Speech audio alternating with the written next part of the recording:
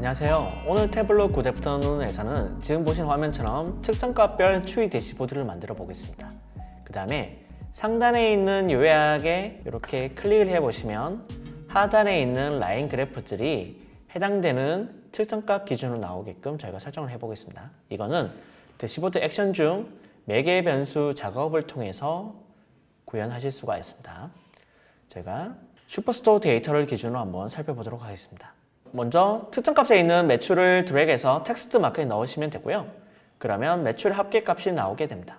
그 다음에 수량 더블클릭, 수익 더블클릭하면 특정값 카드 안에는 매출, 수량, 수익 이렇게 세 가지 값이 들어가게 됩니다. 그 다음에 현재 행 선반에 들어가 있는 특정값 이름을 드래그해서 열 선반에 보내시면 행 선반에 있던 특정값 이름이 이제는 열 기준으로 이렇게 화면을 쪼갤 수가 있을 것 같고요. 그 다음에 여기 마크를 텍스트가 아니라 원으로 변경하겠습니다. 그 다음에 지금 맞춤 영역을 표준이 아니라 전체 보기로 변경하면 크게 표시가 될 것 같고요. 그 다음에 원 오른쪽에 있는 이런 특정값들을 원 안으로 한번 배치해 보겠습니다. 먼저 마크에 있는 레이블 선택을 하신 다음에 맞춤을 자동이 아니라 가로를 가운데 정렬하시면 될 것 같고요. 그 다음에 태블로를 비롯한 데이터 시각화 또는 데이터 시각적 분석을 할 때는 최대한 화면은 심플하게 만들어주는 게 좋습니다. 지금 상단에 있는 매출, 수량, 수익이라는 머리글은 저희가 여기 머리글로 보여주지 않고요. 이 원 안에 한번 바로 표현해 보겠습니다. 지금 열선반에 있는 측정값 이름을 컨트롤 키 또는 커맨드 키 누르신 다음에 마우스 왼쪽 잡고 드래그해서 레이블 마크에 넣겠습니다. 그러면 각각의 측정값에 대한 이름이 원 안으로 표시가 됩니다. 자, 여기에 대한 글꼴을 조금 더 키워 보겠습니다. 레이블 마크 누른 다음에 글꼴을 14 정도로 폰트를 키우겠습니다. 이제 상단에 있는 머리글들은 저희가 더 이상 필요가 없습니다. 왜냐하면 원에 이미 측정값의 이름을 넣었기 때문에. 이럴 때는 열 선반에 있는 측정값 이름의 아래 세모 옵션, 그 다음에 밑에서 세 번째에 있는 머리글 표시를 해제하겠습니다. 그 다음에 상단과 하단에 있는 이 테두리에 대한 라인들은 저희가 여기 뷰에서 마우스 오른쪽, 그 다음에 네 번째에 있는 서식 선택, 그 다음에 상단에 네 번째에 있는 테두리 서식을 눌러준 다음에 여기에서 행 구분서 패널을 없음으로 변경하시면 사라지게 됩니다. 자, 이제 서식 메뉴 닫겠습니다. 자, 이제는 매출, 수량, 수익에 대해서 저희가 색깔로 한번 구분시켜 볼게요. 다시 한번 마크에 있는 측정값 이름이란 것을 컨트롤 키 또는 커맨드 키 누르신 다음에 마우스 왼쪽 잡고 드래그해서 색상 마크에 올려놓겠습니다. 그러면 매출 색깔 하나, 수량 색깔 하나, 수익 색깔 하나 이렇게 각각 색깔이 배치가 되는데 저희가 여기 있는 색상을 편집해서 변경해 보겠습니다. 측정값 이름에 있는 매출 더블클릭. 자, 매출은 저희가 보라색으로 입히겠습니다. 그 다음에 수량은 선택을 하신 다음에 보라색 위에 있는 노란색, 그 다음에 수익은 선택을 하신 다음에 연한 청록색을 입히겠습니다. 그 다음에 확인. 그러면 매출, 수량, 수익이 각각 다른 색깔로 입혀지게 됩니다. 여기에 시트 이름을 저희가 측정값별 요약이라고 쓸게요. 자, 그 다음에 이제 저희가 새로운 워크시트 열겠습니다. 먼저 이렇게 한번 만들어 볼게요. 매출 더블클릭, 그 다음에 차원에 있는 주물자를 마우스 오른쪽 또는 맥을 쓰고 계신 분들은 옵션 키 누른 다음에 마우스 왼쪽 잡고 드래그해서 열 선반에 올려두신 다음에 이번에는 저희가 연속형 월 주물자를 선택하겠습니다.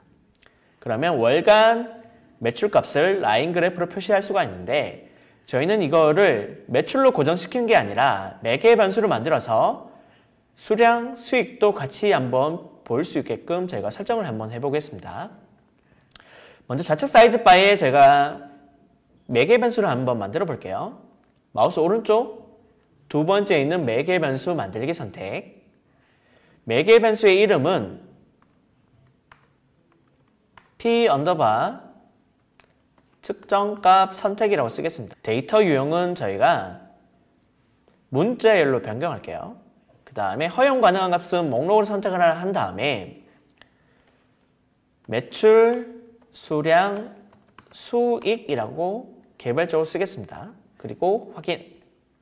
그리고 와서 매개 변수인 p 측정값 선택을 마우스 오른쪽 눌러준 다음에 두 번째 있는 매개 변수 컨트롤 표시 선택하겠습니다. 그리고 오른쪽에 있는 매개 변수는 드래그해서 마크 밑으로 내릴게요. 자, 이제 이 매개 변수를 제가 동적인 값으로 변경하게끔 제가 계산식을 하나 만들어 보겠습니다. 좌측 사이드바 빈 여백의 마우스 오른쪽, 그 다음에 계산된 필드 만들기 선택. 자, 여기는 저희가 C 언더바 측정값이라고 쓰고요. 이제 계산식을 한번 만들어 보겠습니다. 먼저 케이스, 어떤 케이스냐면 매개 변수에 있는 P 측정값 선택이라는 케이스에서 when 매출을 선택을 하면 then 매출의 합계 기준으로 저희가 보겠습니다. 두 번째는 when 수량을 선택을 하면 then 수량의 합계 기준으로 저희가 살펴보도록 하겠습니다. 세 번째는 when 수익을 선택을 하면 then 수익의 합계 기준으로 저희가 살펴보겠습니다. 그리고 if랑 동일하게 케이스도 end로 닫아주시면 되고요. 확인 누르겠습니다. 자, 그리고 나서 이 측정값에 있는 C 측정값을 드래그해서 행선반에 현재 있는 합계 매출 위에 오버해서 대체시키겠습니다. 이제 매개 변수를 수량으로 바꾸면 수량 기준으로 나오게 되고요. 그 다음에 수익을 선택을 하면 라인 그래프가 수익 기준으로 나오게 되었습니다. 자, 이제 여기다가 저희가 색상을 앞에 있는 요약처럼 매출은 보라색, 그 다음에 수량은 노란색, 수익은 연한 청록색으로 한번 입혀보겠습니다. 매개 변수에 있는 P 측정값 선택을 드래그해서 색상 마크에 넣으신 다음에 자, 먼저 매출은 더블 클릭한 다음에 색상표에서 보라색 지정하시고요. 확인 누르겠습니다. 그 다음에 측정값 선택을 수량으로 변경하신 다음에 수량 역시 더블 클릭한 다음에 수량은 노란색으로 변경, 확인. 다시 한번 매개 변수인 P 측정값 선택을 수익으로 변경을 하신 다음에 수익에 대한 색상은 더블 클릭하신 다음에 연한 청록색을 입히겠습니다. 확인. 그러면 매출, 수량, 수익에 대한 색상이 바뀌게끔 저희가 설정을 할 수가 있을 것 같고요. 마지막으로 측정값에 있는 C 측정값을 드래그해서 레이블 마크에 올려둔 다음에 전부 다 보여주는 것보다는 저희가 최소값과 최대값만 보여주도록 저희가 설정을 해보겠습니다. 자, 여기에 저희가 시트의 이름은 측정값별 월간 추이라고 쓰겠습니다. 자, 이제 이 두 개의 시트를 기준으로 저희가 대시보드 한번 만들어 보겠습니다. 새 대시보드 만들기. 자, 먼저 측정값별 요약을 넣으신 다음에 측정값별 월간 추이를 밑에 두겠습니다. 그 다음에 상단에 있는 요약은 지금 여기서 제공하고 있는 정보는 각각의 측정값에 대한 수치와 그 다음에 측정값에 대한 이름이 나오고 있습니다.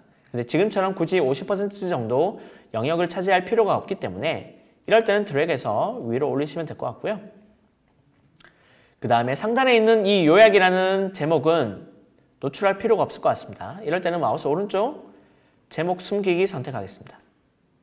자, 그 다음에 여기가 이제 원보다 숫자들이 더 크기 때문에 더 밖으로 나오고 있는데요. 이럴 때는 다시 요약 페이지에 가신 다음에 요약 시트에 있는 크기를 조금 더 크게 키우시면 될 것 같고요. 자, 그러면 원 안에 전부 다 값들이 나오게 됩니다. 자, 이제 어떻게 할 거냐면 오른쪽에 있는 매개 변수에 영향이 없이 저희가 상단에 있는 시트, 즉 요약 시트에 있는 원들을 클릭할 때마다 해당되는 측정값별로 밑에 있는 월간 추이가 바뀌게끔 제가 설정을 해보겠습니다. 현재 저희가 보고 있는 화면은 대시보드이고요. 그래서 대시보드 메뉴 눌러준 다음에 밑에서 네 번째 있는 작업 또는 액션 선택을 하신 다음에 작업을 추가를 하는데 여기서는 2019.2 버전부터 가능한 매개 변수 변경을 선택하겠습니다. 매개 변수의 이름은 측정값 매개 변수 작업이라고 쓸게요. 자, 그 다음에 원본 시트에 있는 측정값별 요약을 선택을 하면 측정값별 월간 추이는 체크 해제하겠습니다. 그 그 다음에 작업 실행 조건은 선택으로 그대로 두고요. 영향을 받는 매개 변수는 P 측정값 선택을 하신 다음에 해당되는 매개 변수와 연결이 되어 있는 필드는 측정값 이름이란 값을 선택하시면 됩니다. 그리고 확인, 그리고 확인. 자, 이제 상단에 있는 수량을 선택을 하면 밑에 있는 값이 수량 기준으로 바뀌게 되고요. 수익을 선택을 하면 수익 기준으로, 매출을 선택하면 매출 기준으로 바뀌게끔 되어 있습니다.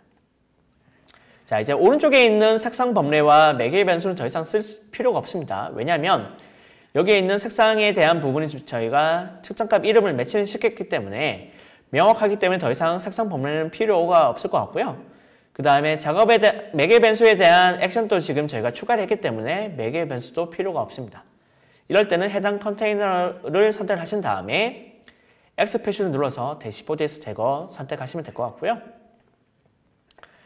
자, 그 다음에 여기 월간 추이에 대한 부분도 각각 어떤 측정값인지도 한번 표현해 보겠습니다. 여기 측정값별 월간 추이를 더블 클릭하신 다음에 시트 이름은 지워주시고요. 그 다음에 여기다가 추이라고 쓰신 다음에 앞에 어떤 값인지를 저희가 오른쪽 상단에 있는 삽입 버튼 눌러준 다음에 해당되는 매개 변수를 선택하시면 됩니다. 그 다음에 가운데 정렬하시면 좋을 것 같고요.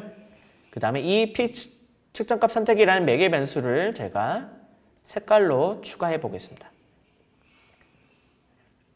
그리고 확인, 수량, 매출 기준으로 바뀌는 걸 보실 수가 있습니다. 오늘 태블릿 구데프터 눈에서는 저희가 요약 시트와 그 다음에 월간 추이라는 시트를 각각 만든 다음에 매개 변수를 만들어서 그 매개 변수를 동적으로 저희가 액션을 주게끔 매개 변수로 작업을 선택을 해봤습니다. 그래서 상단에 있는 요약을 선택을 할 때마다 하단에 있는 월간 추이라는 시트가 영향을 받게끔 설정을 했고요. 마지막으로 대상 시트인 월간 추이에 대한 부분을 저희가 제목을 편집을 해서 해당 선택을 한 매개 변수에 따라서 변경이 되게끔 설정을 해봤습니다. 고맙습니다.